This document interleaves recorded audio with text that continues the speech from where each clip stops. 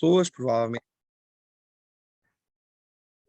Ok, entendo que está a ser gravada a reunião, muito bem. Não estou aqui a dar nomenclaturas, nem aqui a atribuir títulos, porque não os conheço as pessoas de cor, mas provavelmente os colegas aqui, que são do Instituto Superior de Ciências Empresariais e de Turismo, da Universidade do Minho, e por isso passo a palavra então à professora Isa, que deve ser professora, senão olha, passa a ser. E cada um vai se apresentar, porque eu não consigo apresentar toda a gente, porque não conheço toda a gente. E agradeço desde já a presença novamente de todos. Muito bem, professora Isa, quando quiser. Muito boa tarde a todos. Um cumprimento especial ao senhor moderador e as felicitações à organização do evento, que é excelente e muito pertinente. E sim, sou professora. Pronto, O mistério está resolvido. Passando ao tema da minha intervenção, a questão que se coloca desde logo mas a dignidade humana em que eu e o meu colega Dr. João Macedo afirmamos como um novo paradigma da saúde não existiu sempre. Essa é a primeira grande questão e talvez a mais polémica. Sem dúvida que a prática médica milenar e o juramento de Hipócrates assenta na dignidade da pessoa humana. Mas uma coisa é a teoria, outra coisa é a prática. E temos que fazer aqui uma divisão também entre os cuidados médicos stricto sensu, que consistem em tratar, cuidar, reabilitar a pessoa, livrando-a do seu estado de doença, ou pelo menos mitigar a sua patologia crónica, e investigação médica e científica, por outro lado. Mas porquê que este tema foi escolhido? Parece que falar de dignidade humana e cuidados médicos é em si redundante, porque a boa prática médica impõe um tratamento digno do doente. Pois bem, foi uma investigação que temos desenvolvido, fez com que nos deparássemos com eventos menos positivos, justamente por parte dos cientistas e por parte dos médicos. Eu vou fazer alusão a alguns, só para se ter uma noção do que é que se está a falar. Em 1930, existiu um evento catastrófico conhecido por desastre de Lubeck, em que investigadores da área clínica submeteram 100 crianças sem o consentimento dos respectivos pais a um teste para a vacina da prevenção da tuberculose e vieram a falecer 75 dessas crianças. Este evento deu origem à promulgação, à criação das diretrizes para novas terapêuticas e pesquisa em seres humanos. Posteriormente, portanto, isto foi em 1930, em 39 a 45 houve o Holocausto, em que investigações científicas atentaram flagrantemente contra o núcleo essencial dos direitos das pessoas, desde logo o princípio da dignidade humana. As pessoas foram coisificadas em nome de investigações eugénicas. Por outro lado, nos Estados Unidos da América, entre 32 e 72, foram realizadas pesquisas em seres humanos que resultaram na violação muito grave dos direitos dos doentes. Cerca de 399 negros com sífilis participaram nessa investigação, e o objetivo era analisar toda a evolução da doença e tendo com os médicos a penicilina, não deram esse tratamento de penicilina aos doentes para ver concretamente quais eram os efeitos na sua plenitude nos doentes. Entre 1950 e 70, num hospital para doentes mentais, investigadores infectaram crianças com o vírus de hepatite A com o propósito de ser descoberta a vacina contra esse vírus. Eu só estou a dar estes exemplos porquê? Porque nós podemos partir do princípio, cuidados médicos é redundante falar de dignidade da pessoa humana. Não. Quem está mais apto ou tem o poder de tratar a pessoa humana são as pessoas que têm também o poder de violar a dignidade da pessoa humana. E, efetivamente, estes eventos que vos relatei levaram uma transformação cultural ao nível do conceito de deontologia médica, em que se traduziu numa evolução da dignidade da pessoa humana e do direito à autodeterminação do doente, em que ao doente deve ser dada uma voz, deve ser dada a informação clínica para efeitos de a prestação do consentimento livre, informado e esclarecido. sob pena dessa atuação médica e de experimentação científica ser considerada ilícita e, de acordo com o artigo 156 do Código Penal Português, a prática de um crime de tratamentos médico-cirúrgicos arbitrários. Independentemente disso, como eu referi há pouco, uma coisa é teoria, outra coisa é prática, nunca se ouviu tanto falar em pleno século XXI na humanização dos cuidados de saúde. E não só por problemas de gestão clínica que levaram e levam ao encerramento de maternidades e de aulas de pediatria, isto só para dar um exemplo, mas não só por questões de gestão, mas por questão de tratamento.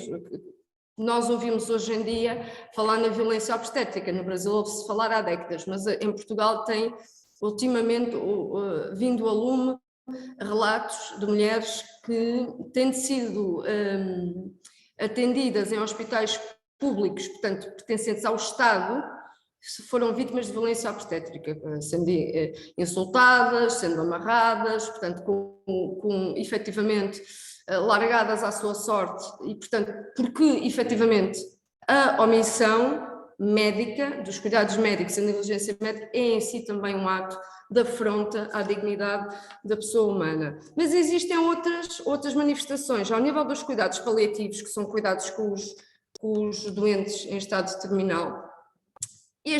Os direitos à informação e o direito ao consentimento são levados a um nível superior de maior rigor e transparência. Estamos a falar de doentes que não têm mais que 1 ano de esperança média de vida, é esse o conceito tradicional para doente terminal, e efetivamente atendendo à sua situação de especial vulnerabilidade, também se exige uma maior sensibilidade para com estes doentes. Eu digo sensibilidade com estes doentes ao nível de lhe darem voz e de os tornarem donos do seu próprio destino. Sendo certo que a dignidade da pessoa humana com estes doentes é acrescida, alargada à sua família necessariamente, porque eles próprios também são cidadãos, também pertencem ao cosmos dos cuidados médicos, porque não é apenas a relação tradicional doente-médico, mas também a sua família.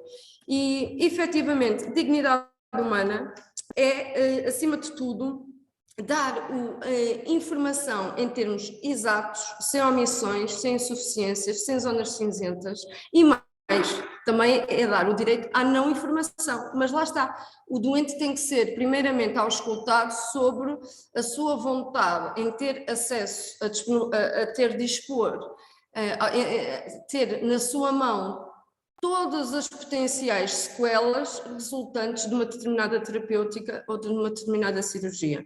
E só depois de ser auscultado e decidir, não, senhor doutor, eu vou-me abaixo, eu sou uma pessoa que se angustia facilmente, não quero ser informado, faça o que entender. Só depois é que o médico pode, sim senhora, não lhe reconhecer, não lhe facultar as informações. Fora isso, estamos a violar regras essenciais da deontologia profissional, não só presente no Código de deontologia dos médicos, mas também dos enfermeiros. Por outro lado, dignidade da pessoa humana importa, sobretudo hoje, que foi aprovada o texto final em sede de especialidade eutanásia em Portugal. Portanto, é uma dicotomia e uma discussão muito acesa na nossa sociedade, é uma questão fraturante. A dignidade da pessoa humana, da pessoa que quer morrer, quer ter o acesso a uma morte digna, e, por outro lado, as pessoas que defendem a vida, o direito à vida, independentemente da respectiva qualidade desse estado de saúde. Portanto, dignidade da pessoa humana embarca todos os momentos. Embarca o momento da concepção, o momento do tratamento ao longo da vida e no momento da morte. É muito importante referir que existe todo um corpo de legislação em torno da ética, da dignidade da pessoa humana. Existem imensos autores, e só para citar um, que é o Robert Vetsch, que assume e defende que a boa prática médica deve assentar numa relação do doente com o médico, numa relação de parceria. Só assim é que os cuidados médicos são os chamados cuidados humanizados.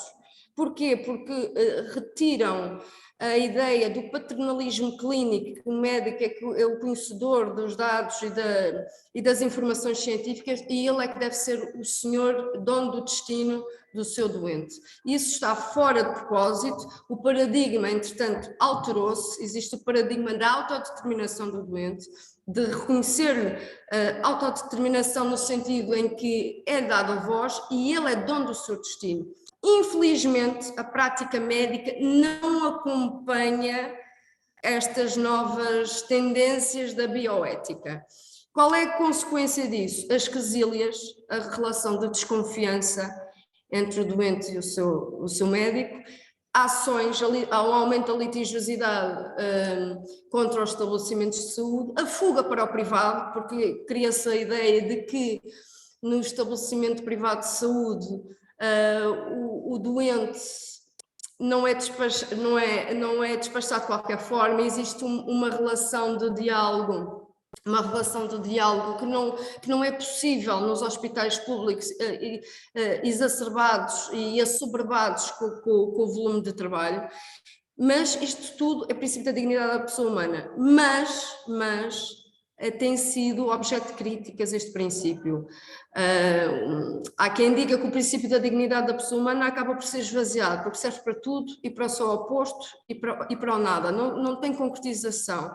Mas, salvo o devido respeito, quem diz isso não sabe o que diz, porque acabei de dar manifestações concretas do princípio da dignidade da pessoa humana nos cuidados médicos. No limite, não tratar a pessoa de acordo com o primado do ser humano, que é um princípio essencial na prática médica, leva à prática de crimes. Mas os médicos, os profissionais de saúde, em geral, eu estou sempre a falar em médicos, mas peco por defeito, porque realmente os enfermeiros, e o doutor João Macedo é enfermeiro, por acaso se estivesse aqui zangava-se comigo, são passíveis de não tratar a pessoa com a dignidade da pessoa humana quando não lhe dão informação e quando não pedem o seu consentimento, que é prévio, não pode ser posterior. Existem também relatos muito interessantes das pessoas só depois de uma cirurgia ou de uma intervenção assinarem o dito consentimento que devia ter sido prévio. Mas isso, eu já ultrapassei o meu tema, o meu tempo, peço desculpa, o doutor José Vicente já me deu aqui uma sinalética, portanto estarei... Muito bem. Muito obrigada pela vossa doutora Isa, atenção. obrigado, sim senhora, muito importante esta questão do consentimento. Depois no final haverão pessoas com certeza que querão, colegas, fazer algumas perguntas e nós faremos também uma reflexão conjunta.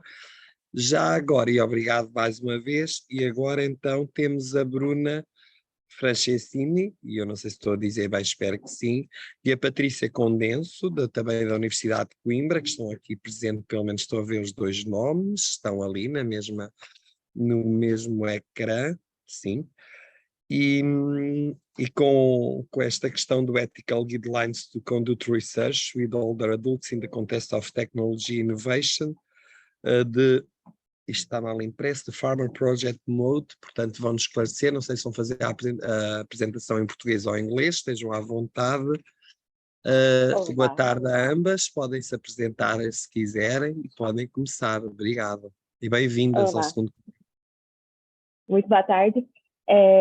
Eu gostaria de tentar compartilhar a tela, é possível, para apresentar os slides? Sim, acho que pode fazê-lo. Deixe-me ver. Sim. Eu acho que precisa ser autorizado, não Então consigo. eu tenho que pedir aqui a este senhor, porque eu não estou, aqui não está. É porque se calhar... Supostamente já está, não está? Aqui para mim aparece como desativado o compartilhamento para participantes. Vou só aqui pedir aqui aos colegas que...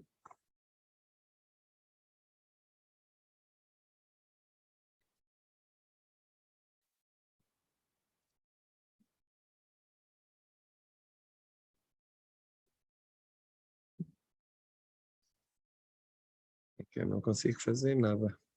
Tem mesmo que ser o científico lá. Já fiz o pedido. Espero que alguém me responda lá da parte de quem está ali no backstage, como se costuma dizer. Mas vamos lá. Pode tentar compartilhar. Pode tentar, obrigado. É, ainda aparece como desativado. Mas tudo bem, eu também posso conduzir a apresentação. Não, mas tem que... Pode tentar lá novamente, por favor, Bruna. Não, não funciona.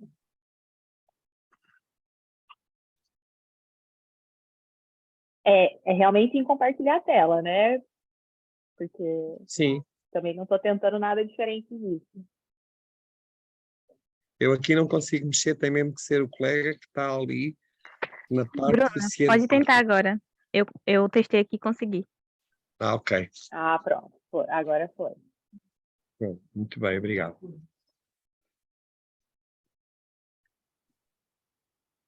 Pronto.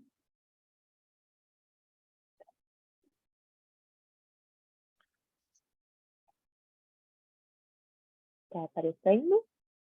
Tá, sim, senhora Bruna. Sim, senhora, muito Bom, bem, obrigado. Pode obrigada aí continuar. pela Obrigado. atenção. Bem mal. Bom, eu vou apresentar em português mesmo, né? Acho que não tem necessidade. Bom, meu nome é Bruna Franceschini, tá correta a pronúncia. Eu sou gestora de projetos na Caritas Diocesana de Coimbra e sou aluna de doutorado em Filosofia do Direito na Universidade de Coimbra. O trabalho é feito em parceria com a Patrícia Condeto, que também é gestora de projetos na Caritas, mas que nesse momento ela está numa sessão simultânea no Congresso, então eu que vou apresentar por aqui. Bom,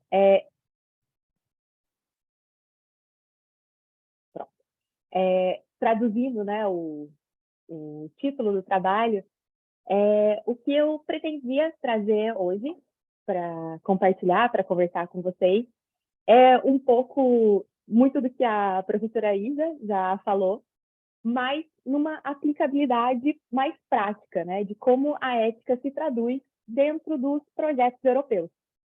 Então, é o exemplo do projeto Faraó e as diretrizes éticas que foram pensadas para esse projeto, e principalmente no desenvolvimento dos pilotos com adultos mais velhos. Então, rapidamente, né, para contextualizar, o que é o projeto Faraó? Faraó significa Pilots for Healthy and Active Aging, e o projeto Faraó, ele pretende contribuir para o envelhecimento ativo e saudável da população europeia, de modo a integrar no cotidiano das pessoas algumas dessas soluções smart. Então, por meio de algumas plataformas abertas, integradas, que sejam personalizáveis, que alguns dispositivos, serviços, coisas, por exemplo, como internet das coisas, inteligência artificial, sejam integrados nessas plataformas e que, assim, as pessoas possam ter para si uma promoção do bem-estar, da saúde, otimizando as relações de cuidado. Esse projeto ele é financiado pela União Europeia, dentro do programa Horizonte 2020. É um consórcio constituído por 40 parceiros internacionais. O piloto vai ser desenvolvido em 6 localidades, sendo 5 países diferentes. E aí, em termos metodológicos, só para explicar 3 pontos principais, né, que aí eles se refletem, né, na questão ética diretamente, é que se pretende levar a cabo uma metodologia agile, né, uma metodologia ágil para a cocriação. E o que isso significa? Isso significa integrar os stakeholders, todos os stakeholders, em todas as fases de criação, desenvolvimento dos produtos e serviços, do começo ao fim do projeto. Então, pelo tamanho do projeto, a gente vê que isso é um desafio. As outras duas questões metodológicas também, né, que se colocam como grandes desafios.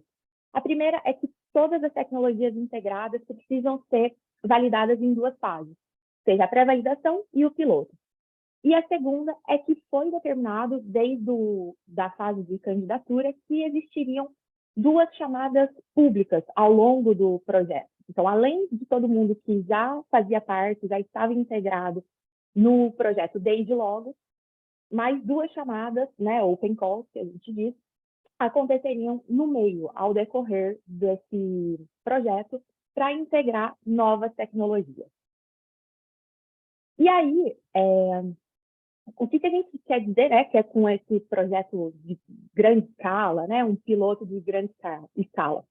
No caso, a gente está se referindo a mais ou menos 3.400 participantes, incluindo adultos mais velhos, profissionais, voluntários, cuidadores informais, de lugares diferentes.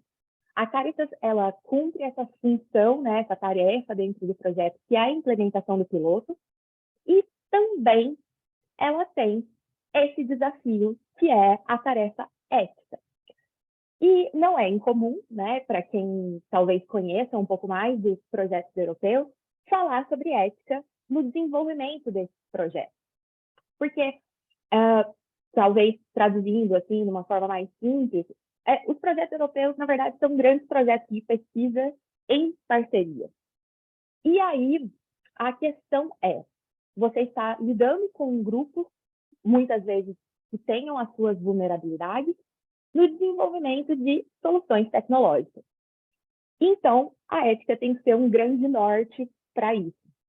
Então, tudo que, por exemplo, a professora Isa mencionou em questão de dignidade da pessoa humana, autonomia dos participantes, a liberdade, né, de escolha, a questão do consentimento informado, isso tudo tem que ser prioritário dentro dessas atividades. E uma das questões principais também a ser levada em conta é que, às vezes, é mais fácil os pesquisadores concordarem entre si, né, encontrarem entre si um denominador comum quando se fala de princípios éticos. Os pesquisadores consensuam muito facilmente sobre esses princípios. Mas quando a gente fala sobre a prática, né, do tipo, temos que salvaguardar a integridade física, mental dos participantes. Mas quando isso vai para a prática, é diferente a compreensão pessoal e subjetiva de cada pessoa. Então, a tarefa dentro dos projetos é consensuar um horizonte ético que vá ser aplicado de forma minimamente uniforme por todos esses parceiros. E como a gente está falando de 40 parceiros, isso realmente acaba por ser desafiador. E no caso, uma outra questão a se levar em conta é o desenvolvimento de tecnologias. Quando a gente pensa, né, em desenvolvimento de produtos para pessoas mais velhas e tudo mais, eu acho que já é ultrapassado pensar que as pessoas vão se adequar à tecnologia. Hoje em dia, a abordagem é o contrário. É entender, né, os desenvolvedores, a equipe técnica, enfim, todo mundo que vai pensar no produto, né, a mesma equipe de marketing e tudo mais, que tem que se adequar à necessidade específica do público, e não o contrário. Então, o Faraón acabou por ser um grande exemplo nesse âmbito dos projetos europeus, porque é um projeto de grande dimensão, com grande complexidade, com muitas atividades, e a ética acabou por ter que responder a todas essas questões. Então, para além, né, da necessidade de conformidade legal, porque isso é uma obrigatoriedade, e a gente sabe disso, né, a necessidade de cumprir com RGPD, de cumprir com os protocolos éticos de cada país, né, porque daí também são necessidades diferentes para cada lugar, a própria compreensão da ética foi trazida de uma maneira diferente no projeto para ultrapassar os limites da pura e estrita legalidade, né? A ética também, durante muito tempo nos projetos, foi uma mera atividade de checar uma checklist, né? Então, tipo, você ia checando isso muito associado à lei. Mas a ética é para além disso. E a estratégia, né, metodológica que foi abordada no Faraón foi justamente de fornecer um extenso material, né, baseado em toda uma pesquisa a priori, para orientar tanto os parceiros das mais diferentes áreas como os participantes. Então, todo esse toolkit, né, todas essas ferramentas metodológicas foram liberadas e contempladas, né, logo no começo desse projeto, para serem usadas ao longo de todo ele. Então, por exemplo, foi feito esse mini guide, foram feitas as ethical guidelines, user tips, né, tipo, seriam as dicas do participante, mas não só no sentido de como usar tecnologia, embora isso seja muito importante, né, de endereçar isso de uma forma amigável ou user-friendly, né, mas no sentido de garantir os direitos das pessoas que estão usando a tecnologia. A mesma coisa para o desenvolvimento dessa matriz de uma tabela, né, uma tabela para os use cases, e aí para orientar um pouco os pesquisadores, porque existem ideias que podem fazer sentido teoricamente, mas que na prática, efetivamente não. E é sempre melhor perguntar efetivamente para as pessoas que vão ser tocadas pelas consequências imediatas disso, o que elas pensam, né? Então, essa tabela para orientar as pessoas, o consentimento informado, né? Claro, para todas as etapas, seja processo de cocriação, pré-validação, piloto, mas não só isso, não só em termos de documentação, mas como fazer, né? Como receber o consentimento informado. Então, o procedimento para isso, e foi muito importante essa questão, porque foi um projeto que passou pela pandemia. Então, tudo isso teve que ser adequado para esse momento histórico que o mundo, né, estava vivendo. E um template para um diálogo ético ao longo de todo o projeto. São muitas ferramentas, né? Acho que teria muito mais elementos aí para falar. Eu trouxe pelo menos uma aqui para mostrar com um pouco mais de detalhe para vocês, que é o mini guide, em que, por exemplo, algumas questões foram pensadas anteriormente. Então, por exemplo, para a questão dos pilotos, né? Foi pensado a priori a questão do gênero, da segurança, a vulnerabilidade dos grupos envolvidos em cada piloto. E a questão, por exemplo, né, que é a mais relevante nesse tipo de projeto, que é o acesso à tecnologia, à literacia digital. Porque quando a gente fala em tecnologia para pessoas mais velhas, para fazer sentido, é necessário um grande esforço para que elas entendam o que a gente está querendo dizer com isso, que elas tenham tempo, que isso seja também um processo de ensino, troca, aprendizagem. Era um pouco isso que eu tinha para compartilhar, essa aplicabilidade prática da ética dentro do Faraon. E o que mais vocês tiverem aí para comentar, estarei disponível. Muito obrigada pela atenção. Muito obrigado, cumpriu o tempo, sim senhora, a passar o minuto. Muito bem, muito obrigado, Bruna. E vamos dar já, agora, se puderem parar de compartilhar, muito obrigado a ambas, neste caso à Bruna que apresentou e a Patrícia que está noutra sessão paralela, muito obrigado pela partilha, muito interessante. E agora íamos dar seguimento, que também já vi que está aqui presente, ou pelo menos estava, o Fabiano, no Fernando da Silva e o Jonathan, que já não estão. Por isso... Estou aqui, professor, estou na organização do Iberojur e apresentarei também. Então, pronto, podem, aqui são dois colegas também da Universidade de Marília, do Brasil, que vão estar online, muito bem-vindos ao segundo Congresso Internacional sobre os novos desafios dos direitos humanos, e já está ali pronto para começar a sua apresentação. Os colegas vão apresentar então esta comunicação que se chama, isto eu não sei se online, não, Masterworks e a proposta de inovação do mercado de arte, universalização do acesso à arte ao investimento. Dava-vos a palavra e que corra tudo bem e obrigado por tudo. Boa tarde, doutor, pela moderação, agradeço muito. Como está a perceber, estou na conta do Iberojur por conta da organização, sou o host, integro a comissão organizadora e também apresentarei esse trabalho, mas não com a presença do meu orientador de doutorado, o Dr. Jonathan Barros Vita, que ele é coordenador do PPGD e encontra-se em outro evento no momento. Bom dia aos demais participantes, os demais coautores. Como o professor disse, o nosso trabalho é intitulado Masterworks e a proposta de inovação do mercado de arte, universalização do acesso à arte ou investimento. nós partimos do pressuposto de que a arte é, sim, um direito fundamental, então não questionamos, não partimos deste questionamento, porque entendemos que a arte possui um caráter fundamental, sim, porque ela é ferramenta que pode expandir os espaços de luta por direitos de dignidade humana. A nossa pretensão aqui é analisar um caso prático, uma plataforma chamada Masterworks, que apresenta um novo modelo de negócios no mercado de arte, qual seja, propõe-se a securitização e a venda de ações de artes, obras de artes no mercado de consumo. Então, nós partimos da análise desse novo modelo de negócio para questionar essa atuação. E aí nós fazemos o entrelaçamento dessa economia digital, a que todos nós estamos sujeitos.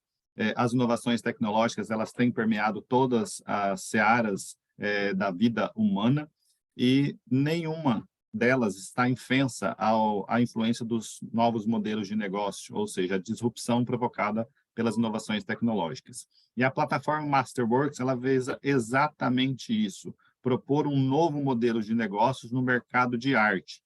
Ela inova ao criar novas empresas que se destinam à avaliação, securitização e fracionamento de obras de artes em ações.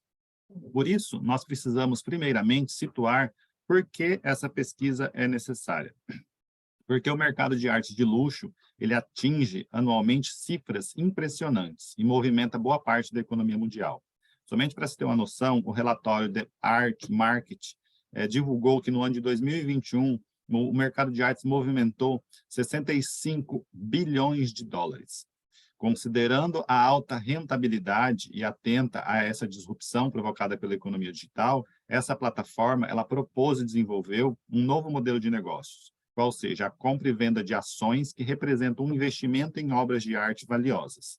E, para isso, ela possui uma equipe multidisciplinar, ou seja, ela ingressa através dos seus profissionais no mercado de arte, ela faz uma avaliação de quais artistas estão com tendências de valorização do mercado de artes no mundo, faz a aquisição em leilões de artes de algumas dessas obras de arte, depois securitiza essa obra nos Estados Unidos, na qual tem a sua sede, e fraciona essa obra de arte em ações, lançando na sua plataforma para que todos nós, mundialmente, independente do país em que se situa, por taxas que variam em média 20 dólares a milhares e milhares de dólares, ações de uma determinada obra de arte. Ela estipula um prazo de permanência, ou seja, de valorização dessa obra de arte, que varia entre 3 a 10 anos, período no qual não se pode arrematar ou se desfazer da obra, para que haja uma supervalorização deste valor. E, ao final deste prazo, ela lança no mercado de arte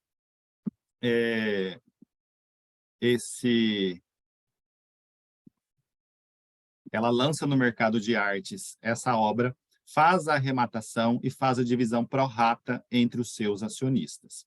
Então, a nossa indagação inicial é a arte como um direito fundamental.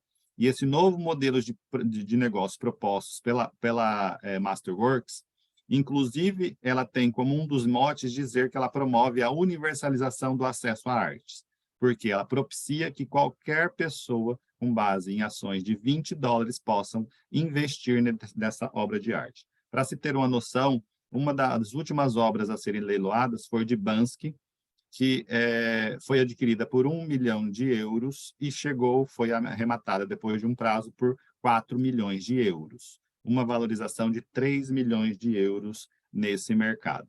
Aqui, o questionamento que nós trazemos é, embora ela tenha essa proposta de universalização, fornecendo ações a 20 dólares, como fica o mercado de consumo? Será que realmente os acionistas são proprietários dessa obra, ao pé da letra são consumidores?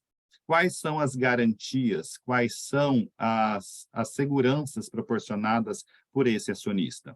Outras situações trazemos, e aí são limitadores da nossa pesquisa, porque não possuímos maiores informações, não há outras pesquisas sobre um tema que é tão atual, sobre uma plataforma que é recente, então ficamos limitados um pouco em relação a esse tipo de material, e nós questionamos se os acionistas são todos coproprietários dessa obra e não podem dela se dispor de um prazo de 3 a 10 anos, isso é um acesso à arte ou é um investimento? Outra formatação é, durante esse prazo de permanência, todos os acionistas pagam uma taxa para a plataforma e, ao final desse prazo, que varia entre 3 a 10 anos, com a arrematação da obra, pagam-se uma taxa de 20%. Ou seja, é um mercado altamente lucrativo.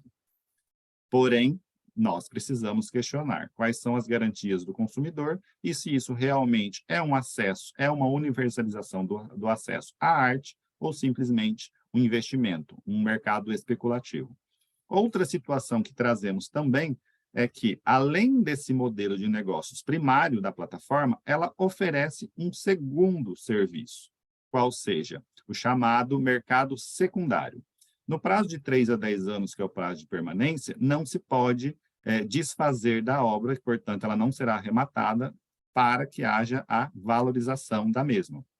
No entanto, aquele acionista que quiser desfazer-se das suas ações, poderá fazê-lo no chamado mercado secundário, que é uma segunda plataforma em que a Masterworks insere os seus acionistas e lá eles transacionam essas ações entre terceiros. E aí é interessante observar que quando você analisa os termos e condições de uso da plataforma, ela praticamente se isenta de toda e qualquer responsabilidade por eventuais fraudes cometidas na plataforma, na venda de ações, invasões de hacker e outras situações. Então, esse novo modelo de negócio ao qual nós nos propomos a analisar sobre os influxos do mercado de arte e das novas tecnologias é justamente para, em termos jurídicos, que é a nossa pretensão, analisar um fato social que está aí posto, qualquer dos senhores podem ingressar na plataforma www.masterworks.io.com e analisar todas as obras que estão disponíveis, quais os valores dessas ações e quais querem e quais não querem investir. E aí, como fato social que o direito exige, nossa resposta a isso, quais as seguranças do consumidor e se isso realmente é uma proposta que ela se diz que para a universalização do acesso à arte. Como se trata de uma pesquisa em andamento, o que nós podemos amealhar através de todas as informações, considerado todas essas limitações de pesquisa que informamos, a falta de material e a inovação recente dessa plataforma, é que não se predispõe como externa, que se trata de uma universalização do acesso à arte. Ao que nos parece, se trata de um investimento, um mercado especulativo. E aí nós encerramos a nossa pesquisa, nossa fala, e deixamos em aberto ao final para questões. Professores, muito obrigado, assim como os demais participantes. Muito obrigado pela partilha e sobre este levantamento que vai ser feito sobre a questão desta universalização da arte e da pretensão que tem, mesmo dentro de uma plataforma em que vai ser analisados os valores, quer do ponto de vista da valorização da arte enquanto valor de uso, como de troca e os valores seguintes. No final, iremos então ter as questões, que ficam aqui as dicas, e fazer uma reflexão em conjunto sobre esta apresentação. Muito obrigado ao Fabiano, e foi o Fabiano que apresentou, e portanto agora de seguida dava as boas-vindas também à Fernanda Luna, da Universidade de Coimbra, com esta comunicação sobre a urbanização e crescimento das desigualdades, o papel das atividades económicas na organização do espaço e a mitigação dos direitos sociais. Eu penso que a Fernanda está, porque pareceu-me há bocado que a vi. Fernanda está? Sim. Estão me ouvindo? Sim. Ah, certo. Estou ouvindo agora, sim, senhora Fernanda. Pronto. Muito bem-vinda e, quando quiser, pode dar início à sua apresentação. Obrigada. Já sabe que tem 10 minutos, que são seus, e, portanto, se ouvir que se alonga, eu tomarei conta de lhe dar conta do recado. Passa a redundância. Faz favor, Fernanda, esteja à vontade. Obrigada. Deixa eu ver se eu consigo... Estão a conseguir aí. Conseguem ver minha apresentação? Está em microfone. Agora já, sim. Muito Agora bem. Então, boa tarde a todos. Meu nome é Fernanda Luna, é um prazer estar aqui com todos vocês, partilhando essa tarde de muito conhecimento. O meu tema é sobre urbanização e crescimento das desigualdades e o papel das atividades econômicas na organização do espaço e na mitigação de direitos sociais. Eu parto de um autor, um sociólogo francês, que é Lefebvre, para poder explicar como foi que ocorreu a estruturação do espaço urbano.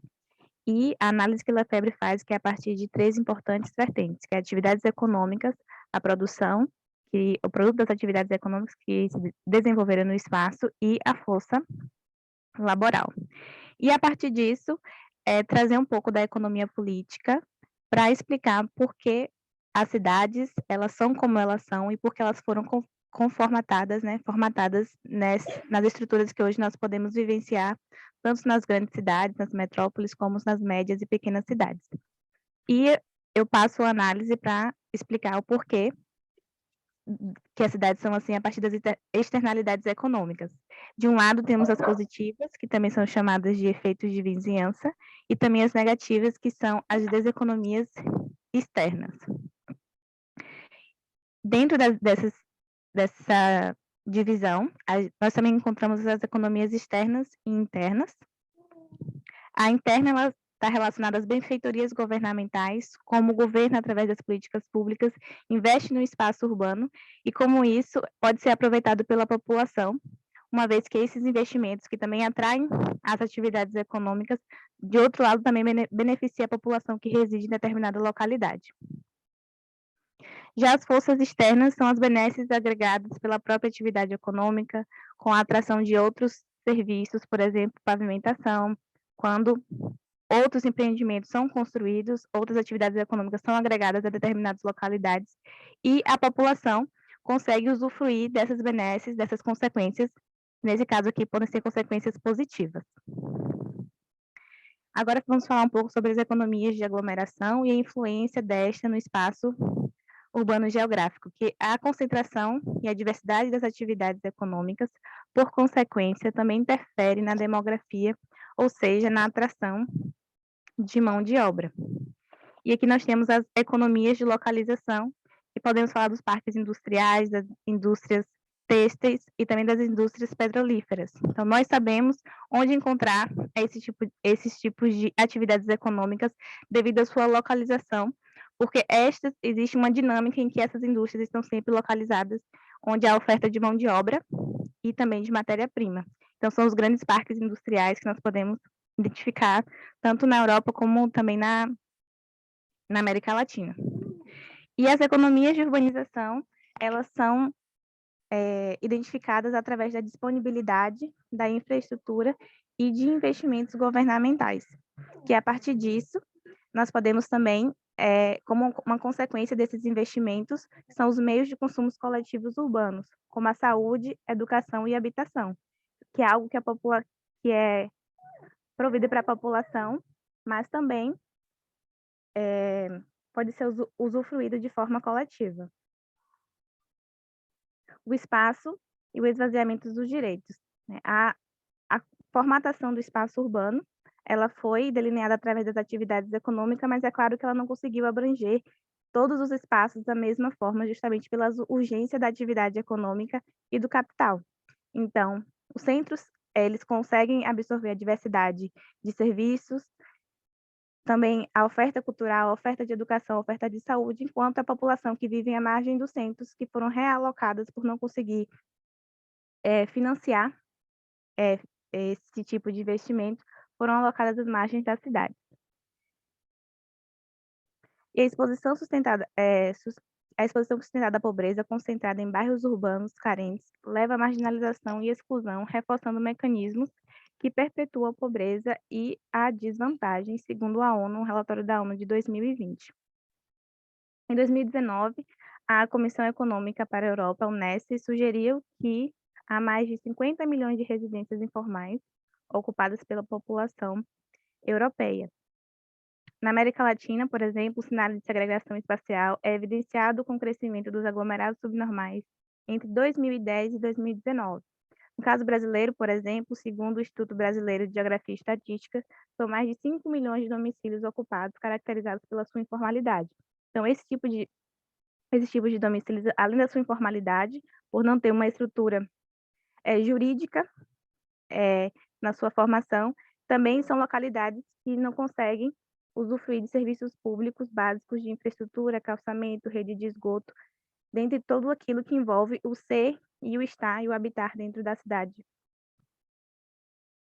Eu trouxe essa figura que mostra um pouco sobre a questão da urbanização nos últimos, desde 1900 até uma projeção até 2030, e como as cidades estão sendo cada vez mais ocupadas e as políticas públicas urbanísticas elas têm falhado em receber a população e acomodar a população, provendo também esses serviços essenciais e principalmente os direitos. A desigualdade imposta são propulsoras para a violação de direitos e a manutenção do status da cidade enquanto produtora da pobreza. E aqui, por fim, eu trago uma discussão sobre o direito à cidade, que envolve, para além do que Lafebvre traz na sua abordagem sociológica e filosófica, mas o direito à cidade ele é juridicamente normatizado e que envolve muito mais do que viver na cidade, do que estar numa condição de centro urbano, mas envolve também conseguir usufruir dos espaços urbanos na sua totalidade, de todas as benesses que a cidade proporciona, e esse é o grande desafio desta década e das próximas que virão com relação à urbanização, tanto nas grandes metrópoles e também nas pequenas e médias cidades do mundo inteiro, devido já às projeções que a ONU faz e os alertas relativos a essa questão. Então, estar e viver na cidade envolve habitabilidade, saneamento básico, educação, saúde, ter acesso a uma rede de mobilidade eficiente que possa fazer com que as pessoas possam transitar nos diversos espaços públicos. É isso, muito obrigada. Muito obrigada, Fernanda, que nos deu aqui um cheirinho já muito interessante sobre a questão que vamos debater. Temos aqui uma apresentação sobre esta questão da democracia, do uso da cidade, da aplicação e das determinantes sociais que estão implícitas no viver na cidade e no bem-estar individual e coletivo, nomeadamente na habitação. Vamos agora passar, eu não sei de quem é este PowerPoint que aqui apareceu agora, de repente, que está a ser partilhado. Não é no PowerPoint. É do Desculpa. Rafael, muito bem, é do Fábio, digo, e fez muito bem, porque é o Fábio de seguida, o Fábio também aqui do IECS de Lisboa, vai apresentar então o Fábio Rafael Augusto, bem-vindo Fábio, a este congresso, e vai apresentar uma comunicação sobre a alimentação como um não direito, comum entre parênteses não direito, e o papel das iniciativas de apoio alimentar, desafios, ausências e processos de representação. Mais uma vez, bem-vindo Fábio, está à vontade para começar, e se tiver, vou-lhe pedir o seguinte, se puder, aumente o som do seu computador, porque depois isso tem impacto aqui num outro aparelho que aparece, está bem? Obrigado, já era para ter pedido aos colegas e fiz no chat, obrigado. Vou fazer isso agora. Okay. Já coloquei o som no máximo, não sei se melhorou. Está bom, está ótimo, perfeito, Okay. obrigado. Conseguem ver a apresentação, certo? E conseguem ouvir? Muito bem Fábio, está ótimo. Ótimo, ótimo. Então, como já foi referido, o meu nome é Fábio Rafael Augusto. Eu sou simultaneamente doutorando em Sociologia no Instituto de Ciências Sociais da Universidade de Lisboa e encontro-me também inserido numa bolsa de investigação já sobre um outro tema que não incide propriamente sobre as questões alimentares que eu abordei no âmbito do meu doutoramento. Para esta comunicação eu atribuí-lhe o seguinte título: a alimentação como um não direito e o papel das iniciativas de apoio alimentar, desafios, ausências e processos de responsabilização. E eu decidi dividir esta apresentação ou esta comunicação em torno essencialmente de 4 secções ou 4 momentos, como quisermos chamar, em que num primeiro momento irei focar-me nesta questão do direito humano à alimentação. Num segundo momento irei falar dos vários modos de provisão disponíveis e também acerca do modelo de Estado social com o qual nós convivemos no contexto nacional. Num terceiro momento apresento o meu projeto de doutoramento e também a estrutura metodológica, o seu seguimento e os principais resultados, e esse será o último momento em que eu me foco no resultado da pesquisa e aqui em algumas reflexões que nós podemos fazer acerca deles. Antes de começar, é importante também referir, ou pelo menos encontrar aqui alguns pontos em comum sobre o que é que nós falamos quando falamos no direito humano à alimentação. Basicamente, de forma até um pouco simplista, mas o tempo também não permite explorar muito mais, o direito, quando falamos no direito humano à alimentação adequada, ele basicamente baseia-se no direito de todos os indivíduos beneficiarem de estratégias e leis que assegurem a realização e garantia do acesso a uma alimentação adequada, e esta geralmente compreende 3 dimensões, que são elas a disponibilidade, a adequação e a acessibilidade. E aquilo que nós temos vindo a verificar é que no contexto nacional têm sido realizados múltiplos esforços para enquadrar a alimentação enquanto um direito.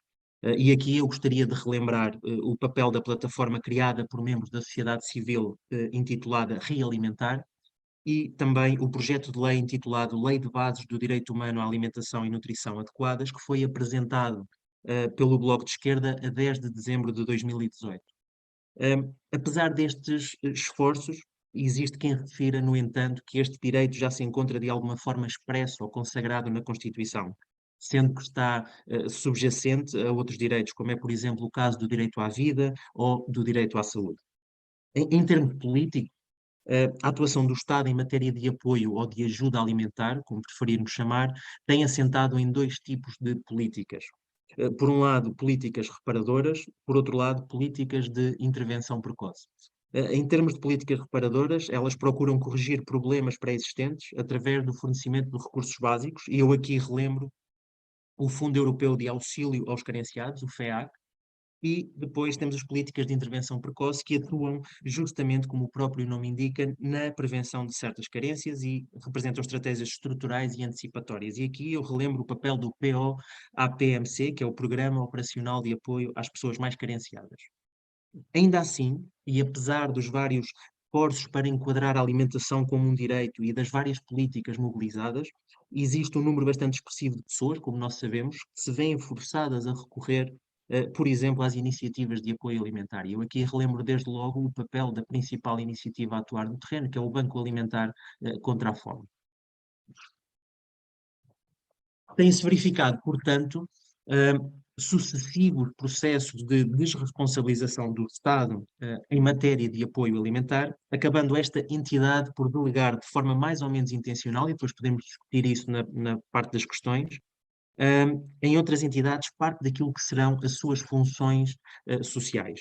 Visto que as iniciativas de apoio alimentar representam uma fatia muito significativa destas entidades, ou seja, que atuam onde o Estado não tem capacidade ou intenção de atuar, eu considerei pertinente explorar também, não foi apenas o objetivo da minha pesquisa, mas também passou por aqui, o modo como esta partilha de responsabilidades tem sido realizado e dinamizado. E, portanto, o meu foco é no papel das iniciativas, mas também em articulação com a entidade Estado. Passando então para parte do enquadramento teórico que eu acabei por mobilizar na minha pesquisa, eu recorri a uma tipificação, a uma tipologia realizada por Harvey e colegas, onde eles identificam em 2001 a existência de vários modos de provisão, através dos quais eles nos dizem que nós podemos aceder a bens, serviços e produtos, mas sobretudo aqui interessam os bens alimentares. Estes modos são caracterizados por diferentes formas de obtenção, trabalhadores, pagamentos e princípios orientadores. O mercado representa um dos modos mais habituais no que toca à obtenção de alimentos, que todos nós conhecemos, onde por intermédio de dinheiro nós conseguimos aceder a um produto. Depois temos o Estado, que garante também o acesso a bens, mas através do cumprimento de direitos que estão circunscritos na Constituição. Temos depois a rede doméstica, que também não envolve dinheiro, à semelhança do Estado, e trata-se, portanto, de um bem que adquirimos junto dos nossos familiares. E eu aqui relembro sempre os jantares ou os almoços em família. E depois temos a última rede, que é a rede comunitária, que está ligada ao terceiro setor e à ideia de solidariedade social. Portanto, o acesso a bens também não envolve dinheiro e é habitualmente garantido por desconhecidos com base no princípio de obrigação recíproca. E aqui, mais uma vez, temos, por exemplo, a comida que é doada por intermédio do Banco Alimentar ou de outras iniciativas de apoio alimentar que estão a atuar no terreno. Como se poderia prever, todos estes modos se influenciam mutuamente. E eu posso pegar aqui num exemplo para mostrar esta influência mútua. Por exemplo, se nos lembrarmos ou recordarmos da crise económica e financeira desencadeada em 2008 e que teve profundos impactos em Portugal, sobretudo no período que vai de 2011 a 2014, nós conseguimos perceber que houve um acesso condicionado ao mercado e uma fragilização dos apoios sociais garantidos pelo Estado. Isto conduziu, justamente, as famílias e os indivíduos a recorrer à rede doméstica, portanto, aos seus familiares quando isto era possível, e às iniciativas de apoio alimentar que integram a referida rede comunitária. E um dos meus objetivos passava justamente por compreender estas dinâmicas e a forma como é que estas redes se influenciavam ou se influenciam mutuamente, centrando-me, contudo, e aqui é importante sempre destacar isto, na análise das iniciativas de apoio alimentar. Um segundo ponto, que eu mobilizei também enquanto enquadramento teórico, estava ligado às várias caracterizações que têm vindo a ser realizadas do nosso modelo de Estado Social. Uma das principais ideias que é transmitida na literatura prende-se com esta ideia de que o nosso Estado nunca se cumpriu verdadeiramente. Ainda que ele combine um vasto leque de intenções em termos de garantia de bem-estar, visível a nível constitucional, ele garante uma fraca rede de proteção social. É um modelo de bem-estar característico da Europa do Sul e aspectos como a existência de uma burocracia moderna que se encontra subdesenvolvida, a prevalência de uma única religião, o estabelecimento de relações paternalistas e clientelistas entre a sociedade e o Estado, e a combinação paradoxal entre fortes compromissos assumidos a nível político em matéria social e um baixo nível de investimento em termos de despesa pública com estas mesmas questões, permitem conhecer os países que integram o referido modelo. Seguindo a mesma linha de pensamento, Boaventura de Sousa Santos aponta a existência de um quase Estado-providência que integra uma reduzida cobertura de riscos, uma fraca qualidade de serviços públicos e uma reduzida consciencialização por parte dos cidadãos no que toca ao usufruto de direitos sociais. De acordo com o autor, as fragilidades apresentadas pelo Estado Social são compensadas pela existência de uma sociedade civil, ou que ele intitula Sociedade de Providência Forte, principalmente ao nível da garantia de proteção social assente nos princípios de solidariedade e subsidiariedade. Existindo este já referido, ou melhor, uma vez que existe este já referido processo de desresponsabilização do Estado para a sociedade civil, como nos diz Boaventura de Sousa Santos, interessava-me justamente compreender como é que esta última entidade atuava perante os problemas sociais da fome, pobreza e insegurança alimentar. Daí ter focado a pesquisa nas iniciativas. Relativamente ao projeto que foi desenvolvido, ele tinha como principal objetivo compreender o papel social desempenhado pelas iniciativas de apoio alimentar e recorreu a uma estratégia metodológica qualitativa comparativa de caráter etnográfico e institucional. E o trabalho de campo desenvolveu-se fundamentalmente em torno destas duas etapas que vocês podem aqui ver na apresentação. Num primeiro momento foi realizada a observação participante nas iniciativas de apoio alimentar selecionadas e foram elas uma organização de redistribuição de alimentos, uma cantina social e uma mercearia social. Posso dizer que o período de observação rondou 1 ano nas 3 iniciativas, ou seja, eu entrei nestas iniciativas por intermédio da prática de voluntariado. Num segundo momento foram conduzidas 39 entrevistas semi-estruturadas aos responsáveis, voluntários e beneficiários destas iniciativas. Em termos de resultados, verificou-se apropriado utilizar o conceito de espaços do cuidado conforme ele é mobilizado por Clock, May e Williams, para caracterizar as iniciativas de apoio alimentar aqui analisadas, na medida em que o apoio por elas prestado não se circunscreve apenas às questões alimentares. Conforme referem os autores, estas iniciativas, fornecem recursos materiais, refúgio e encontros terapêuticos em contextos sensíveis. Quando questionados sobre os principais desafios organizacionais, os atores entrevistados deram a conhecer, sobretudo, dificuldades em criar parcerias e aceder a fontes de financiamento, dificuldades associadas à gestão de espaços e de estoques, a ausência justamente de um Estado social interventivo que não apoia financeiramente e também a outros níveis, e a escassez de recursos para levar a cabo uma avaliação sistemática e objetiva das atividades e serviços prestados. Eu posso dizer que nenhuma das iniciativas analisadas me conseguiu, por exemplo, dar números sobre as pessoas que foram reintegradas na sociedade. Em relação ao papel assumido pelo Estado em matéria de ajuda alimentar, mais uma vez aqui na perspectiva dos atores entrevistados, foi possível identificar essencialmente 2 tendências discursivas. Por um lado, aqueles que acreditam ser natural a existência de uma articulação entre o Estado e o terceiro setor, considerando que o Estado não tem a obrigatoriedade de garantir a totalidade do acesso a bens alimentares. Por outro lado, aqueles que consideram que o Estado está a falhar no cumprimento das suas funções e que as iniciativas de apoio alimentar atuam na sua ausência e de forma insuficiente. Alguns responsáveis entrevistados apontaram como caminho do futuro a possibilidade do Estado atuar como coordenador de esforços entre as diferentes iniciativas a atuar no terreno, evitando-se assim, por exemplo, a existência de locais ou zonas que não são contempladas por nenhum tipo de apoio, e outros onde se verifica uma duplicação de esforços. Dou assim por concluída a apresentação. Não consegui agora passar para o último dia. Ok, já consegui. Dou assim Ok, por concluída. muito Penso que consegui obrigado, cumprir o Fábio. tempo. Sim, senhora, muito obrigado por esta apresentação e esta análise comparativa entre as situações, nomeadamente entre o terceiro setor, o Estado, a própria solidariedade social e a questão da alimentação, e de que forma é que nós nos podemos, de alguma maneira, criar novas políticas sociais que evitem muitas vezes esta desarticulação, se for vista desta forma, e uma união. No final faremos então as perguntas que entenderem, o Fábio com certeza ficará. Agora então vou dar as boas-vindas. Ver se não me engano aqui. Alguém tem o micro ligado. Vou dar aqui as boas-vindas ao Ângelo Abrunhosa, ao Mário Barata e ao António Abrunhosa, do Politécnico de Leiria, e, portanto, muito bem-vinda a Antónia Abrunhosa, desculpem. Muito bem-vindos, os colegas. Muito bem-vindos a este segundo Congresso dos Direitos Humanos e, portanto, quando quiserem, estão disponíveis para começar a fazer a vossa apresentação. Já sabem, têm 10 minutos. Muito boa tarde a todos, antes de mais. Aos organizadores. Há aí uma interferência. Peço desculpa. Antónia, se calhar estão no mesmo espaço, António e o Ângelo, é isso? É melhor desligar. Agora já está. É que. Não, A fase eco. agora já está, Ângelo. Então, antes de mais, muito boa tarde a todos. Aos organizadores, obrigado pela oportunidade e parabéns pelo evento. Aos demais participantes, parabéns pelas comunicações. Ao público, obrigado pela presença, ainda que virtual, no nosso caso.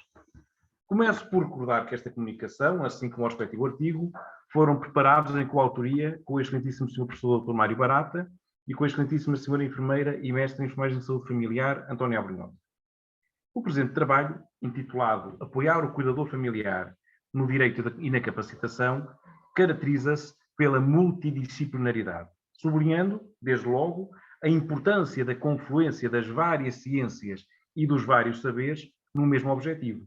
Consideramos, aliás, que numa sociedade cada vez mais globalizada, também em termos geográficos, mas principalmente no plano do conhecimento, é cada vez mais limitativo que uma determinada ciência tenha a arrogância de pretender compreender um certo fenómeno, desprezando os contributos que as outras ciências podem aportar. Aliás, já no decurso desta tarde, verificámos com agrado que outras comunicações estão aí no mesmo sentido desta interdisciplinaridade.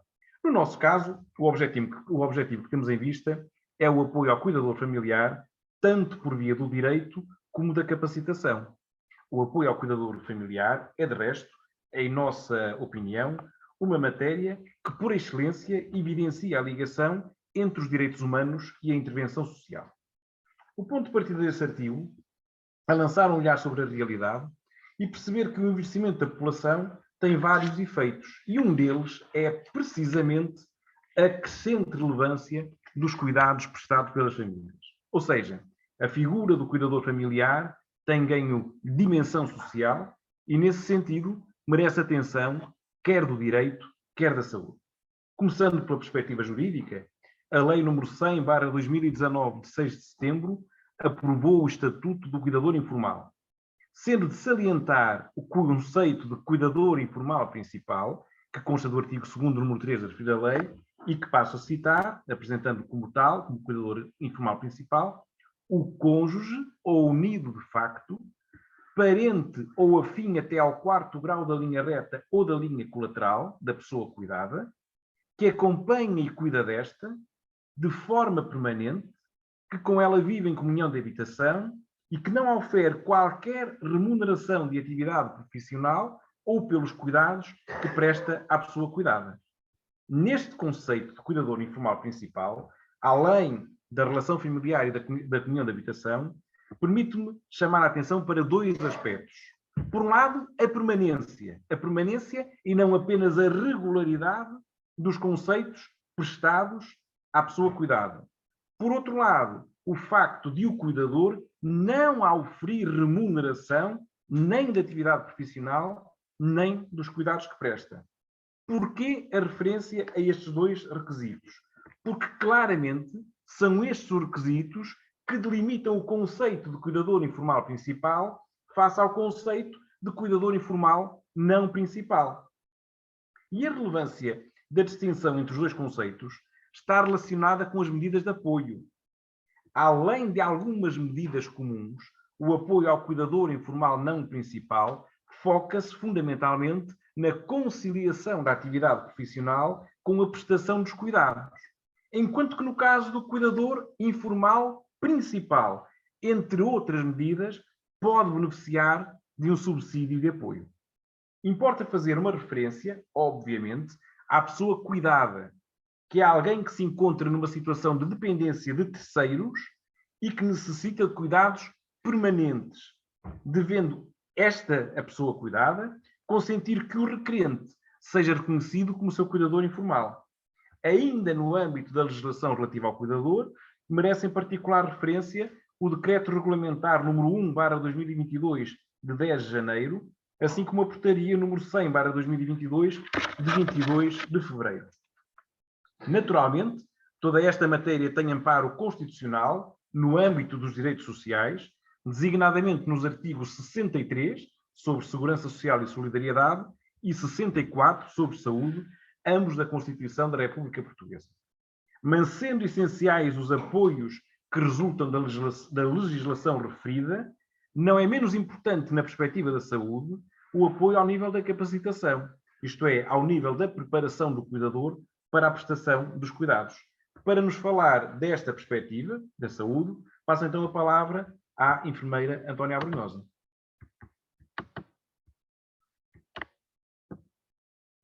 Boa tarde. Boa tarde. Bom, eu queria agradecer a oportunidade e eu sublinho o privilégio que é poder participar de um evento desta grandeza. Bom, como referiu o meu colega, merece de fato atenção a importância da capacitação, até porque quanto mais capacitados estiverem os cuidadores, mais eficazes serão os cuidados prestados, com as respectivas evidências de obtenção de ganhos em saúde. A capacitação, de acordo com a Direção-Geral de Saúde, ela pode ser definida como o processo através do qual os cidadãos ganham maior controle sobre as decisões e ações que afetam a sua saúde. Aliás, o cuidador ele precisa de ser considerado não apenas como responsável por cuidar das necessidades humanas básicas, mas também como alguém que precisa de cuidados e de preparo para assumir esse papel. Neste domínio, emerge o enfermeiro, e particularmente o enfermeiro de saúde familiar, como sendo um profissional munido das competências adequadas para levar a cabo essa mesma capacitação. Na verdade, e em função da proximidade aos cuidadores familiares, o enfermeiro de família, ele reúne as condições necessárias no sentido de os dotar de competências que lhes permitam assumir o papel de cuidadores de uma forma mais saudável e garantir, assim, a prestação de cuidados de qualidade ao seu familiar. Desta forma, o conhecimento das vivências do cuidador informal, ele deverá constituir-se como um principal foco de atenção da intervenção do enfermeiro de família, com vista a compreender melhor a experiência do cuidar, fazendo com que os cuidadores informais familiares melhorem o seu desempenho. Assim, o enfermeiro ele deve desenvolver uma visão holística da família, envolvendo-a no diálogo, na prossecução dos objetivos definidos e na própria capacitação, sendo certo que a promoção da capacitação da família ela é tão importante que até consta do regulamento de competências específicas do enfermeiro especialista em enfermagem de saúde familiar, bem como do Plano Nacional de Saúde no âmbito do eixo estratégico da cidadania em saúde. No decurso desse processo de capacitação, o enfermeiro ele não deve hesitar em lançar mão de instrumentos como a recolha de informações, a avaliação familiar, a entrevista à família e uma comunicação assertiva. No fundo, e em alguns aspectos, no desenvolvimento do processo de capacitação, que devem merecer particular atenção por parte do enfermeiro de saúde familiar, nomeadamente a recolha o mais completa e possível de informações sobre a família, a avaliação da família adequada mediante a utilização de instrumentos de avaliação familiar, como, por exemplo, o modelo de Calgary ou o MDIFE, que é o modelo dinâmico de avaliação e intervenção familiar. É também necessário uma entrevista à família com todos os seus membros. Nessa entrevista, ela deve ser muito bem preparada, com objetivos muito bem definidos, deve ser dinâmica e também deve fornecer todos os elementos necessários para uma reavaliação familiar. É importante também uma reflexão crítica sobre todos os elementos recolhidos, designadamente sobre a composição da família, as suas forças, as suas dinâmicas internas, bem como a sua caracterização socioeconômica e a prestação dos cuidados, ou seja, quem o faz, como o faz e o que há para melhorar.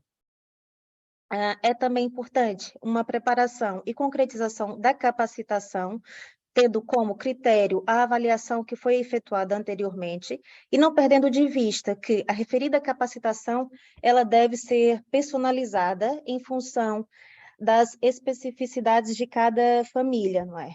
Até porque a capacitação, ela não deve incidir apenas sobre, aliás, exclusivamente sobre o cuidador, mas também sobre toda a família como um todo, não é?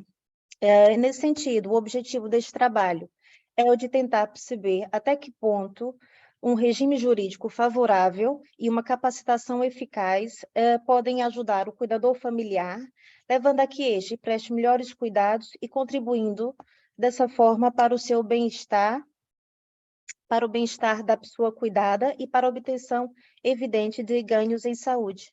Muito obrigada a todos e ficamos agora disponíveis para o que entenderem por necessário. Muito obrigado aos dois colegas, ao Ângelo e à Antónia. Desde já agradeço esta partilha sobre a questão do trabalho mais do que até multidisciplinar ou interdisciplinar.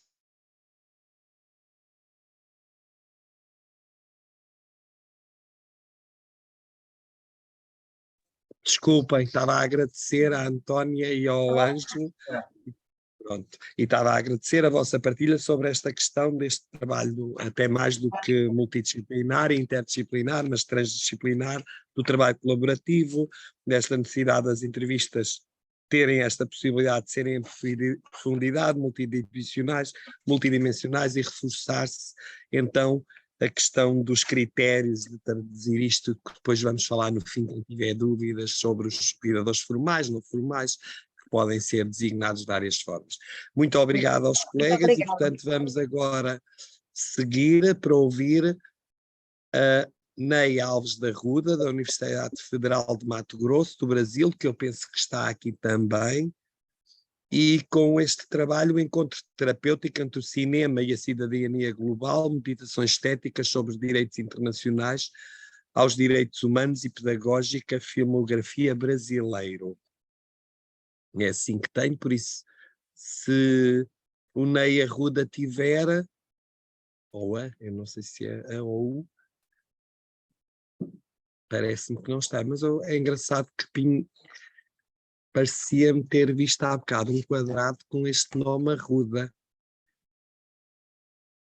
Não localizei, dizem-me aqui. Então pronto, não sendo assim, não aparecendo este orador, vamos partir aqui para as colegas, que eu vou aqui fazer uma alteração no meu som, e que vão a Marisa Raquel Venâncio da Silva, a Helena Isabel Carrinho Morgado e a Joana Garcia Figueiredo, da Universidade Lusia de Lisboa, já bem-vindas também, assim como todos. E estão aqui, eu vou só ter que fazer aqui assim uma mudança que já articulamos, porque elas estão aqui presentes a nível do som na sala, com a questão de apresentar uma comunicação sobre o serviço social, os cuidados espirituais e a fim de vida. Vou fazer aqui então a nossa alteração significativa que o senhor nos disse para fazer. Agora tem ativar o seu som. Sim, aqui está ativado. Eu queria pedir, por favor, só a quem nos está a ver online, que nos dê um feedback. Eu penso que conseguirão estar a ouvir. Também aqui na sala não se ouve aquele som de feedback. Sim, pronto, sim. Que bom. Exatamente, agradeço. Bem-vindos e muito obrigado. Obrigada eu. Vou então partilhar convosco aquilo que tanto eu como as minhas colegas temos vindo, tem sido um tema que nos suscita interesse, que é sobre os cuidados espirituais em fim de vida. Vou só tentar tirar-nos daqui para eu próprio ver aqui a apresentação. E vamos tentar refletir um bocadinho sobre este tema, que muitas vezes nós queremos que esteja distante, porque o fim de vida não é um tema de fácil, de agradável trato, mas vamos tentar amenizar um bocadinho e normalizar um bocadinho aqui este tema, porque quer queiramos, quer não, a morte faz parte da nossa vida. Então, este trabalho, e eu apresento aqui borboletas, e borboletas porquê? Porque as borboletas estão inteiramente e integralmente relacionadas com o fim da vida. Elizabeth Kubler-Ross, que é uma médica suíça, pioneira nestas questões de fim de vida, fez uma visita a Majdanek, que é um dos falha-me a palavra agora, dos campos de concentração, peço desculpa, viu que os prisioneiros deste campo de concentração, os seus nomes e desenharam borboletas antes de morrerem nas câmaras de gás. Tendo ela então percebido que os pacientes, tal como os prisioneiros, sabiam que no momento da morte havia quase esta libertação, ou seja, eles perceberiam o que lhes iria acontecer. Na percepção desta médica, e realizando a comparação simbólica entre o casulo e a borboleta, é de que o rompimento do casulo representa a morte do corpo. A alma ganha vida em liberdade e assim apresenta-se aqui então a borboleta, dando a entender que no fim da vida as pessoas podem recorrer a esta analogia de forma a encontrar um pouco mais de conforto nesta sua partida. Nesse sentido, a borboleta é então símbolo de cuidados paliativos, porque ela vive pouco tempo. No entanto, durante o pouco tempo que ela vive, ela poliniza plantas, ela embeleza o mundo e ela deixa-nos felizes com os seus voaçares. É um exemplo de que a vida não se mede só em tempo, mas sobretudo esta vida vive-se com intensidade e em intensidade. E então o que é de facto a espiritualidade e de que forma é que nós podemos trabalhar este tema e relacioná-lo com o fim da vida? Devemos fazer aqui uma clara distinção entre religiosidade e espiritualidade. De uma forma geral, a religiosidade é descrita como a adesão a crenças e a práticas relativas a uma instituição religiosa organizada, e a espiritualidade como a afinidade estabelecida entre uma pessoa e um ser, uma força superior na qual ela acredita. Ou seja, podemos dizer que a religiosidade é o quanto o indivíduo acredita, segue e pratica uma religião. Já a espiritualidade, o seu conceito não é um conceito consensual.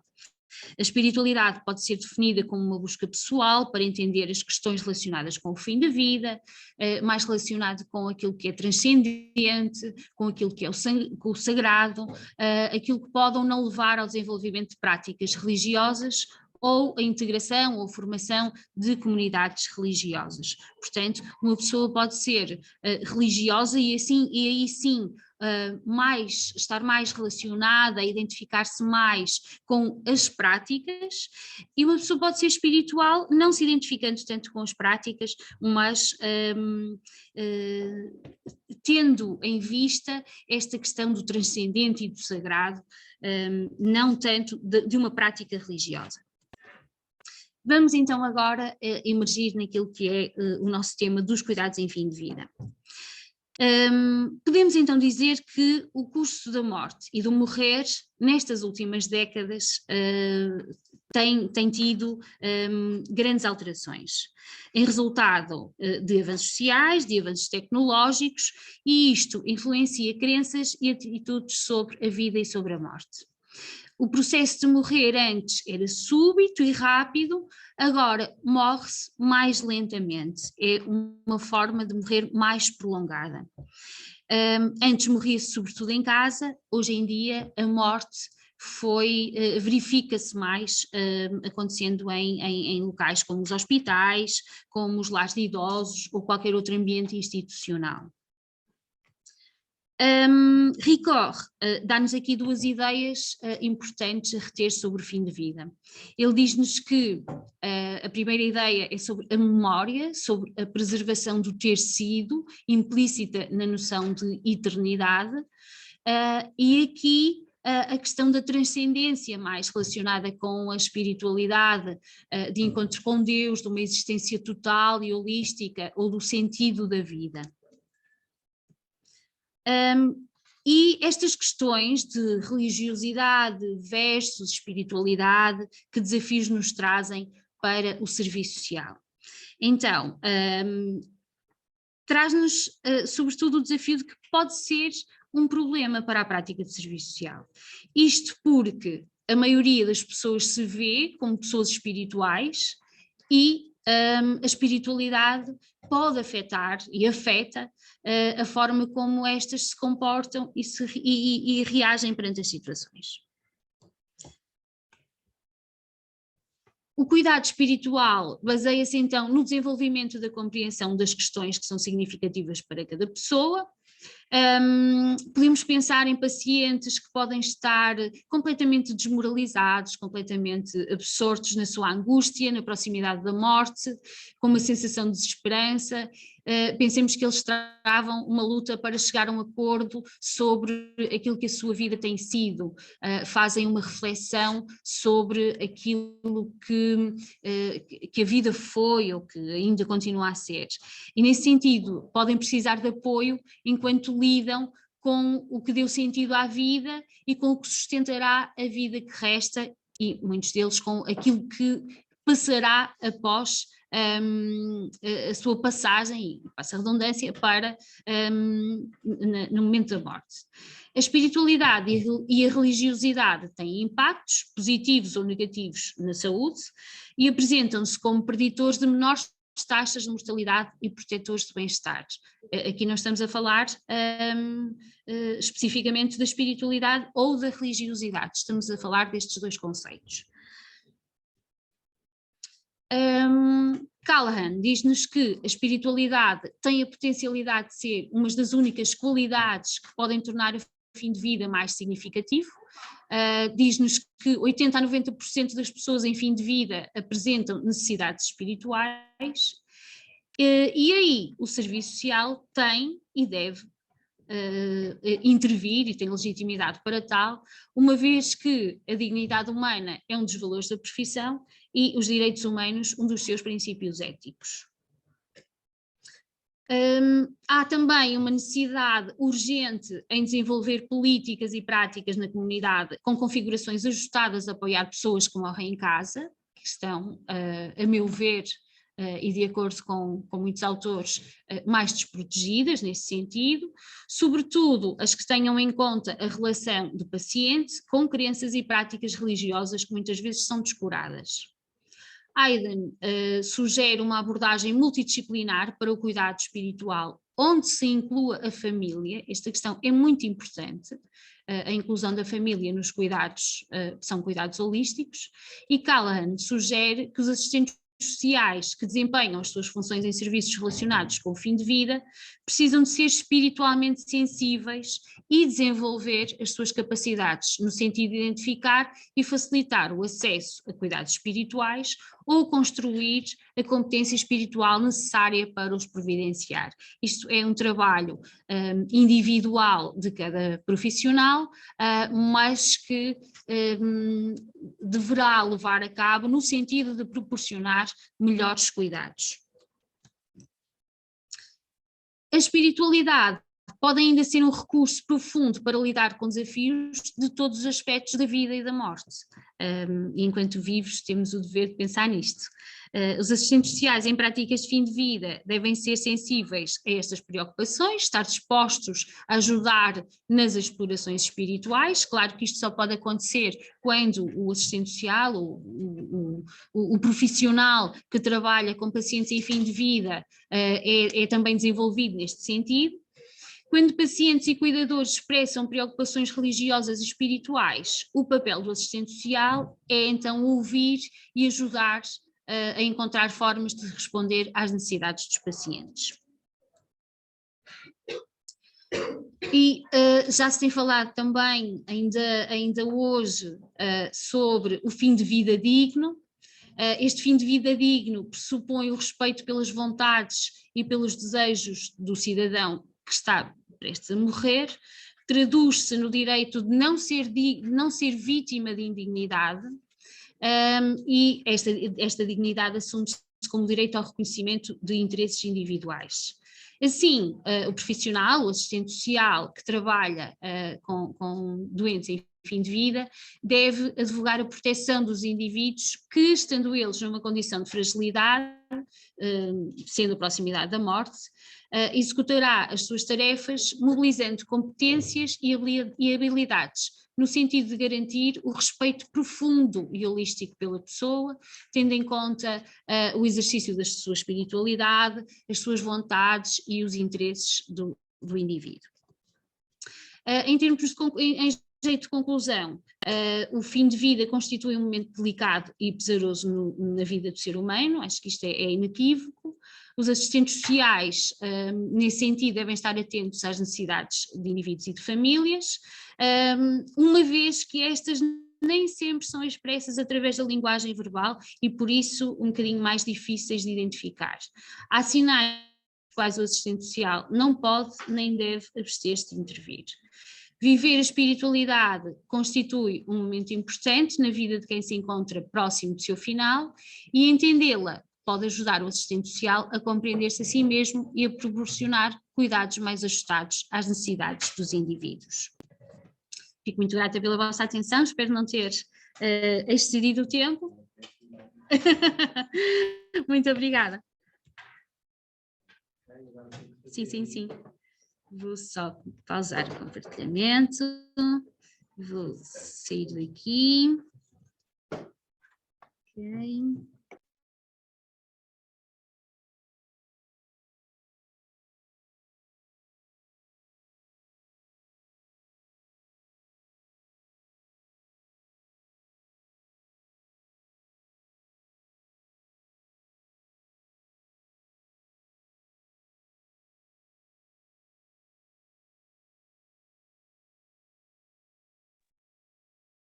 Ok, muito bem. Muito obrigado. Estão todos a ouvir, não estão?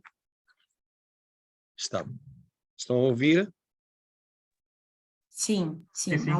Obrigado. Sim. Pronto, as colegas fizeram aqui esta apresentação sobre a importância da espiritualidade no fim de vida e a forma como, de alguma maneira, estamos todos a falar aqui um bocado nesta questão da importância hoje em dia que tanto se tem debatido da dignidade no fim de vida, né? E no respeito pelo outro, que acaba por se traduzir nesta possibilidade que cada um temos de respeitar aquilo que são as crenças e a espiritualidade, e no serviço social que faz todo o sentido termos esta ideia de ética, né? E da possibilidade que temos de trabalhar junto do outro. E aqui perguntar, obrigada mais uma vez, foi um prazer, e agora, porque estão aqui presentes e portanto este presencial pode ser dado desta forma, agora ia perguntar aqui à pessoa, neste caso que está no científico, que se por acaso apareceu a pessoa da outra comunicação que se chama Andei, que não me aparece aqui em lado nenhum nos quadrados, mas não sei se há alguém aí com outro nome que possa ser esta pessoa, que este colega que faça esta apresentação. Penso que não, e neste sentido não aparecendo, iríamos abrir este espaço, também ninguém localizou, com muita pena nossa, provavelmente parecia-nos ser uma temática também muito interessante, assim como todas foram. Eu ia só fazer aqui o resumo do que foi dito, eu não sou capaz, como devem calcular, ninguém é, porque cada um disse uma coisa e foram todas tão importantes. Vou só fazer assim um resumo mais leve do que foi dito, agradecer a todos desde já, começar mesmo por falar sobre esta importância desta discussão que se fez aqui e de cada um que foi apresentando o seu trabalho, mas que tem uma força tão intensa, começando logo pela questão do primeiro tema, em que a professora Isa trouxe esta questão de cuidar, não é? E esta questão muito, muito importante, que vai ao encontro daquilo que falámos, da dignidade da pessoa humana, do consentimento, sobretudo eu acho que a professora Isa se calhar já não está, mas aquilo que ela focou muito aqui a trabalhar ao longo da sua apresentação, para além de todas as outras temáticas muito importantes, foi a questão do consentimento. A pessoa tem que dar o seu consentimento e este consentimento deve ser prévio. E fazendo assim uma breve síntese, esta é a mesma questão desta humanização dos cuidados da saúde, traduz-se precisamente no consentimento que cada um tem para poder escolher este livre-arbítrio e a possibilidade de dizer assim, eu dou o consentimento para haver uma intervenção ou não quero essa intervenção. Portanto, este poder de decisão de quem é adulto e ainda por cima no dia em que passou na questão da especialidade a eutanásia. Portanto, isto levanta algumas questões, mas é sobretudo isto que ela nos deixou, com muito mais à volta, mas a dignidade dos cuidados e da pessoa humana e a dignidade e também esta humanização dos cuidados de saúde. Depois a Bruna também nos falou sobre a questão muito, muito importante, a promoção do bem-estar e da saúde, não é? Deste apoio integrado, da reflexão, do método de conhecimento, até faz aqui um trabalho muito interessante que é a questão quase do modelo de análise que se multiplica, que é refletir, de alguma maneira termos um método, depois ter conhecimento e implementá-lo. Os trabalhos, os projetos têm sempre estas fases, não é? Podíamos dizer que é a identificação, o diagnóstico, o ciclo do projeto todo até chegar à implementação, e aqui tem um modelo de análise que é esta que nasce através da reflexão, que no fundo é a vossa primeira identificação, a metodologia de intervenção, o conhecimento daquilo que é feito exatamente para poderem executar e depois implementar. Portanto, um trabalho muito importante em que visa, sobretudo, até porque tem muitas parcerias internacionais e, portanto, há aqui um cuidar sobre a ética, não é? Mais do que ser ético, é cuidar sobre a questão da ética, muito importante, gostei muito também, e, portanto, isto é fundamental e obrigado, vou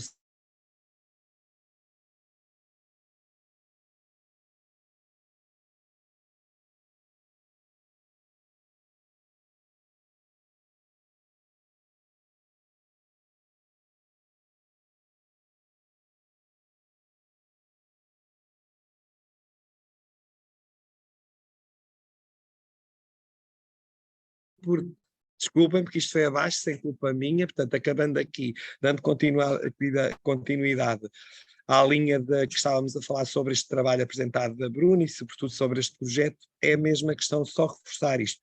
É muito esta metodologia de intervenção baseada em parcerias internacionais e num respeito intenso pela ética e por desenvolver um trabalho com estas características.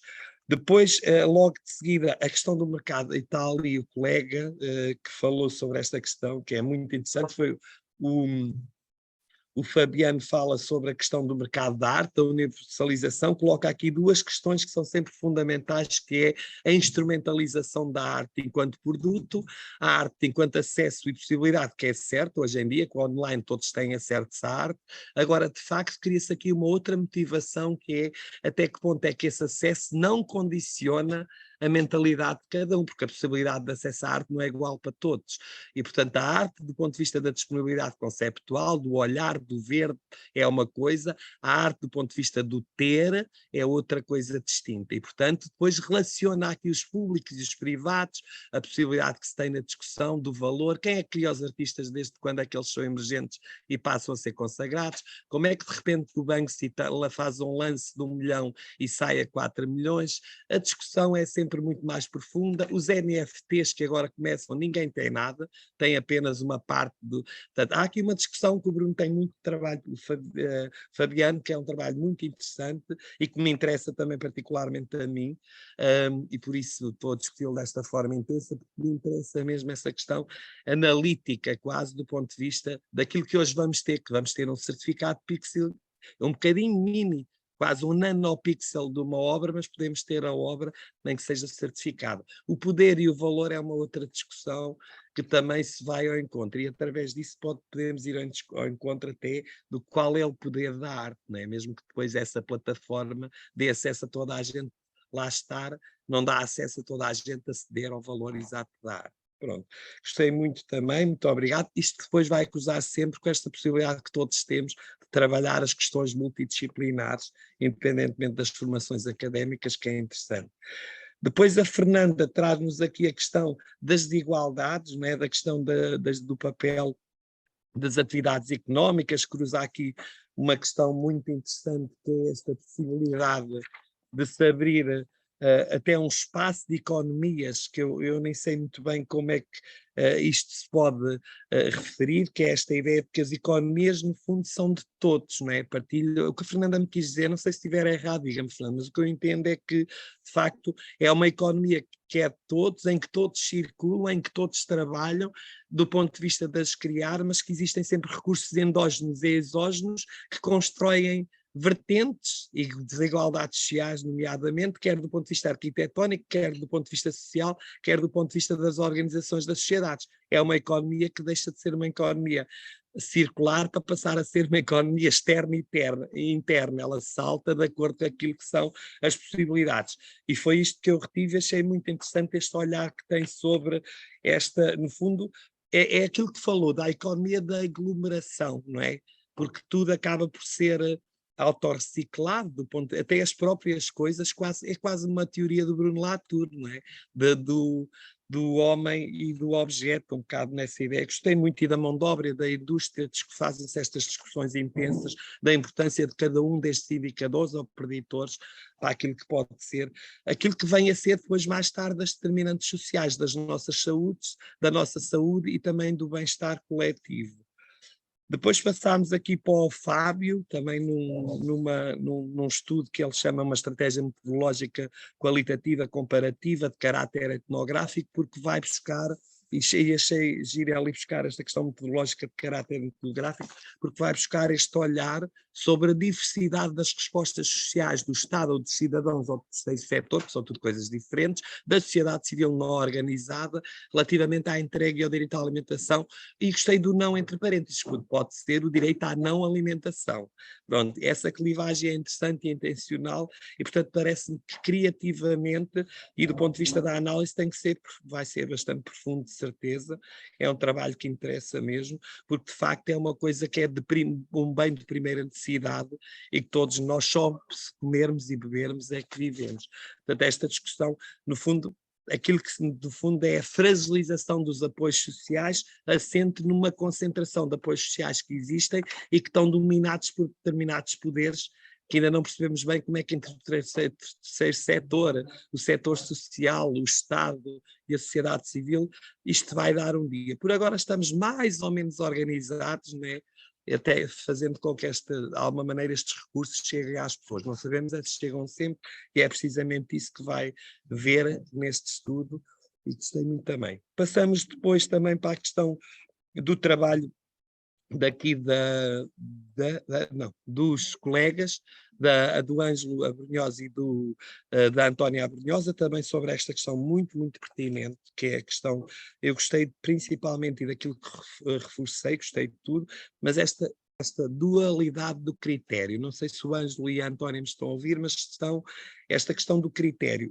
Há critérios diferentes para o cuidador e para o não cuidador, porque a partir do momento em que há um cuidador formal, ele está a ser pago, ele tem um critério completamente daquilo que é o cuidador informal. O cuidador informal que não é pago é uma questão de solidariedade, é uma questão de laços de sangue, de amizade, e portanto esse cuidador tem outra vertente que não aquele, a partir do momento em que dizemos que é um cuidador formal, ele parece que passa a ser um técnico especializado para fazer um determinado assunto. E achei muito interessante essa forma como vocês fizeram critérios de inclusão para poder discutir o que é um cuidador formal ou informal. Pronto, só aqui dando mais chega, porque achei muito interessante e por isso tudo isto nos põe a pensar e por isso é que enriquecemos com estes congressos e com estas coisas. Depois a Antónia, enquanto enfermeira, vem trazer esta questão da capacitação e que faz sentido. Então, se um cuidador passa a ser formal porque está a ser remunerado, quer do ponto de vista das políticas sociais do Estado, quer do ponto de vista até de outras pessoas, ele tem que ser capacitado. Pode ser capacitado por outros técnicos, lá está o trabalho colaborativo interdisciplinar, por outros técnicos que o vêm fazer ações de capacitação, porque se sentem que estão mais preparados para isso, e esta articulação de práticas faz com que todos possamos ganhar. Portanto, isto é muito interessante, lá está, voltamos ao que o Ângelo dizia no início, da importância do trabalho colaborativo, deixarmos as quintinhas para o lado e trabalharmos todos em conjunto. Depois daqui passámos, então, nem faltou, com muita pena nossa, porque interessava-me saber esta questão da cidadania global e do cinema, e nomeadamente destas mutações técnicas, mas não esteve, portanto não podemos saber. Vamos saber depois da leitura. Depois passámos para aqui para as colegas, para a importância de facto do serviço social e os cuidados espirituais, e que a Marisa, a Helena e a Joana fazem este trabalho sobre a questão da espiritualidade, e a mim interessa particularmente essa coisa de saltarmos, sairmos fora da caixa.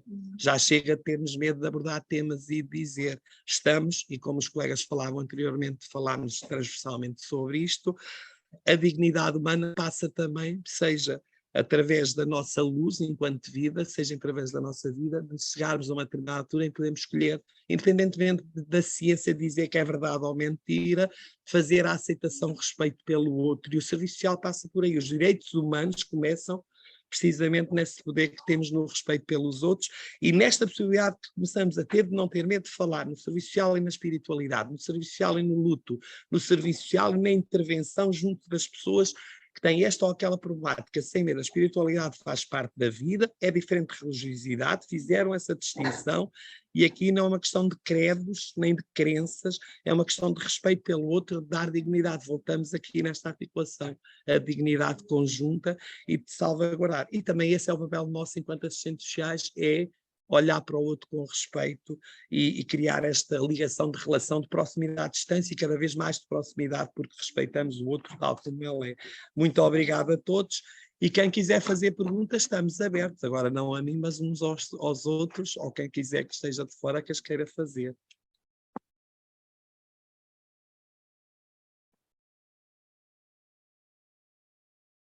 Será que eu tive este tempo todo a falar e ninguém me ouviu?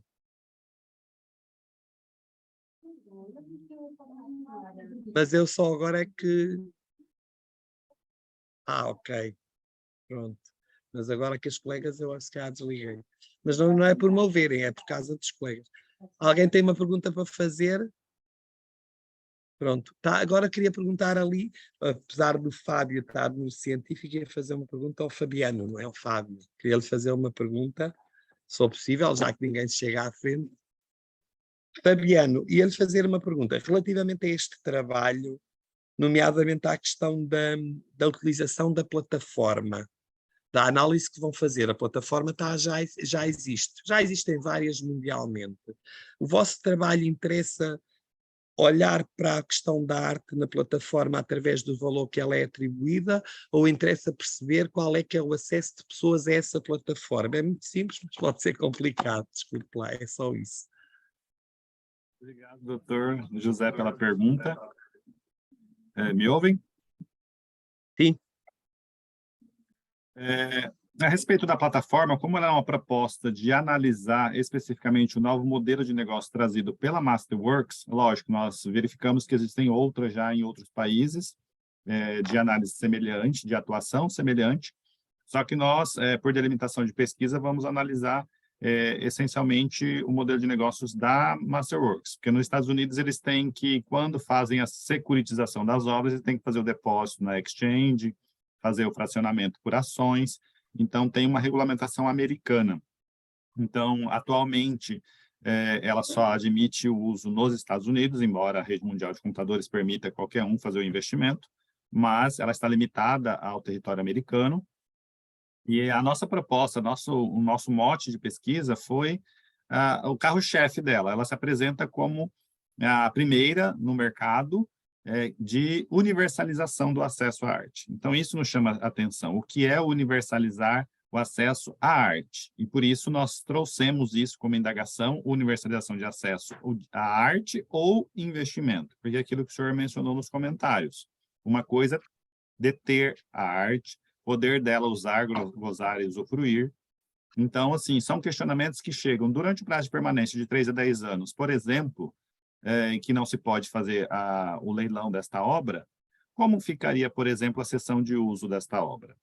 Ceder para o museu, para uma exposição, ceder para um videoclipe musical de um grande artista, fazer a valorização dessa obra. Então, tudo isso nos chama a atenção. Então, assim, os danos dessa obra, quem vai suportar eventual armazenamento desta obra e outras situações. Por isso, o nosso entrelaçamento com o direito do consumidor. Isso é uma relação realmente de consumo, porque a pessoa não vai deter o produto para si. Ela vai simplesmente ter o direito às ações e poder, em caso de investimento, fazer a divisão pro rata ao final do prazo de permanência. Então, é uma relação muito instigante, porque ela traz esse contrassenso de que o consumidor ele precisa estar com o produto em mãos, precisa ser dele, ser proprietário.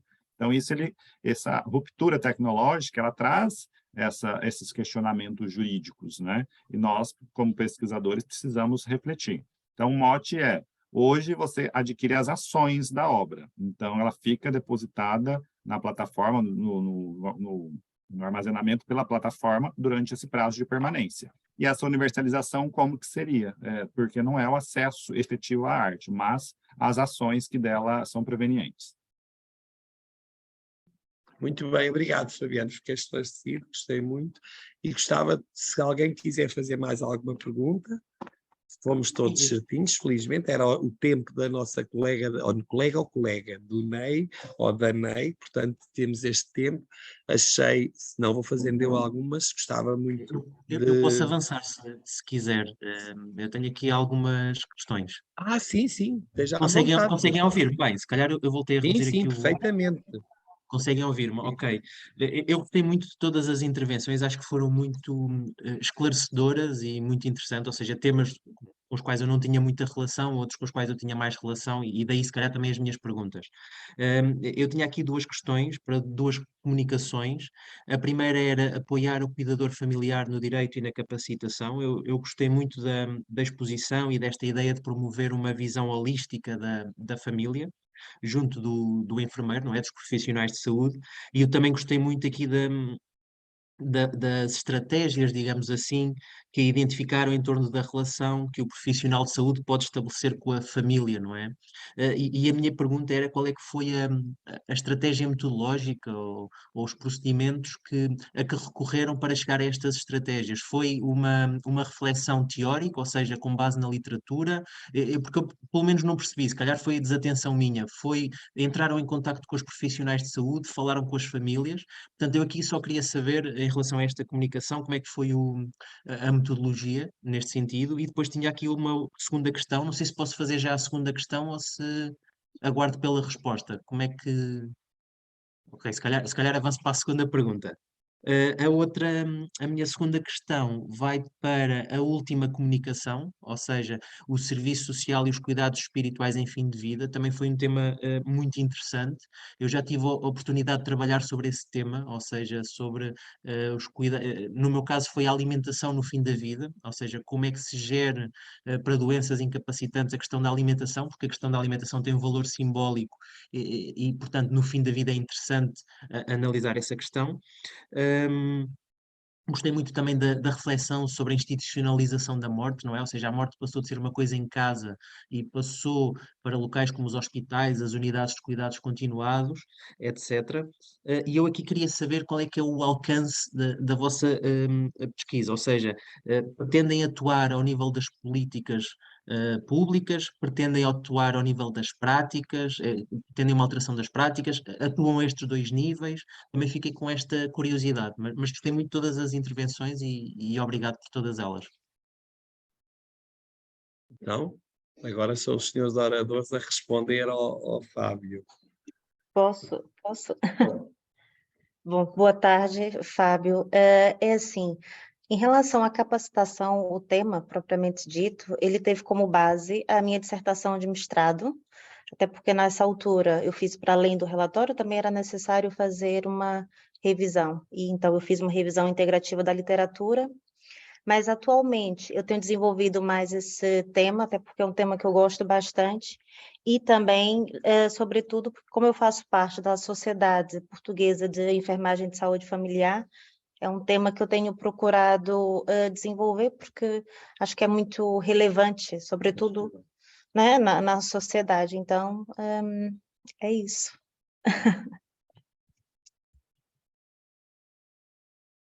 Obrigada. Outra colega, se quiser responder, porque entretanto temos mesmo que... Não sei se conseguem ouvir, agora estou um bocadinho mais distante, já não tenho aqui o computador. Conseguem ouvir o computador?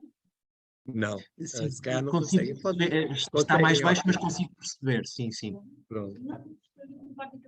Não, esteja à vontade. Estou a pôr precisamente para isso. Já tenho ali a colega a precisar da opção. Então, relativamente às minhas pesquisas, elas inserem-se esta parte mais, e relativamente até às questões de eutanásia, fazem parte da minha pesquisa para doutoramento.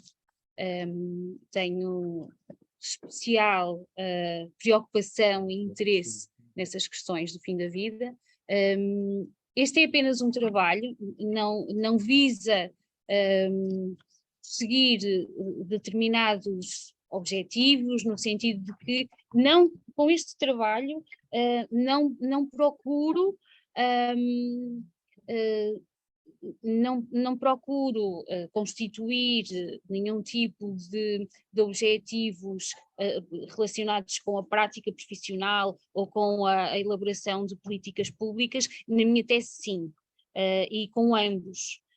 Sim, porquê? Porque a minha tese vai incidir mais sobre os dilemas do serviço social e vai abordar mais a questão do fim da vida e, sobretudo, para mim, das questões de eutanásia. Porque o assistente social não é um profissional que tenha peso ou voto nas questões de eutanásia. E, no meu entender, deveria ter. Porque se o têm os psicólogos, porque proporcionam cuidados psicológicos, sobretudo porque apoiam no luto, então o assistente social também tem a possibilidade de proporcionar cuidados sociais e de englobar aí a família, que é muito importante e não podemos deixar de lado. Portanto, essa será a minha luta. Muito obrigada, sim.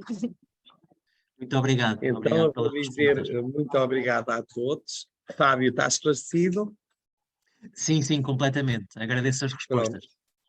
Eu também agradeço a todos pela presença. Sei que, entretanto, alguns outros colegas vão passar para outras sessões paralelas que estão a decorrer, que é o meu caso também, e outros que estão aqui já a ir.